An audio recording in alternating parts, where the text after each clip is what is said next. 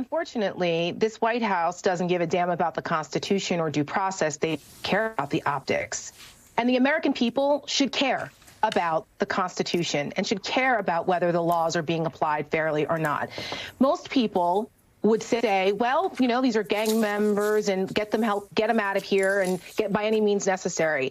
Except that when you start to make exceptions for the rule of law because it's people that you don't like or because it's the lowest of the low, it opens up the opportunity for them to start skirting the law and subverting the constitutional order for everyone else. Do people really think it's going to stop here? It's not.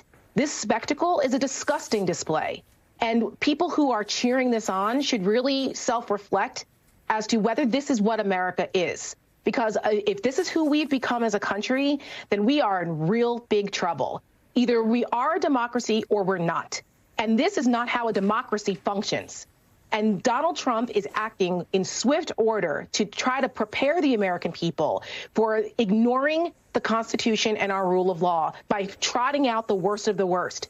It wasn't the worst of the worst when they deported callously the parents of a 10-year-old girl who had cancer, whose parents were undocumented, on their way to the hospital for her recovery, who ICE agents detained and said, well, either the parents are going back and you're separating or you're all going back. They just did that recently.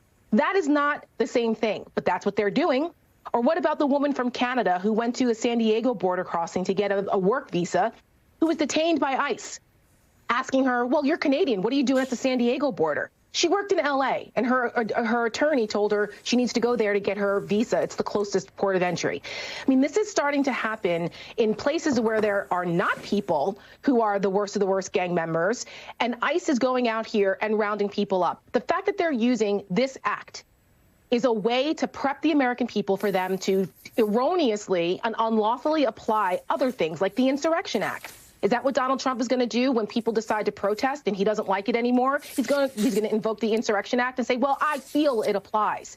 That's not how it works in America, in a democracy. So I hope that the opposition party and the Democrats and even some Republicans who know better need to start speaking up about whether they care about our constitutional order or not, because this is the challenge that we're facing. And if they continue to rationalize this and laugh at it and call it, oh, a beautiful thing, we are in a lot of trouble as a country.